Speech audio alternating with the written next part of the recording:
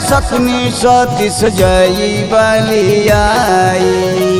देर हो जाए सैया दर्शन न पाई।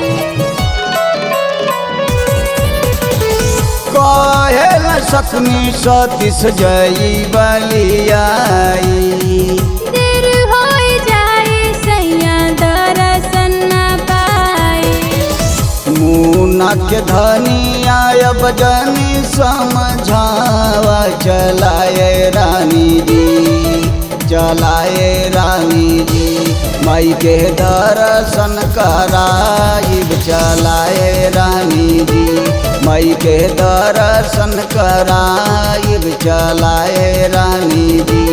माई के दर्शन करावा चलाए राजा जी।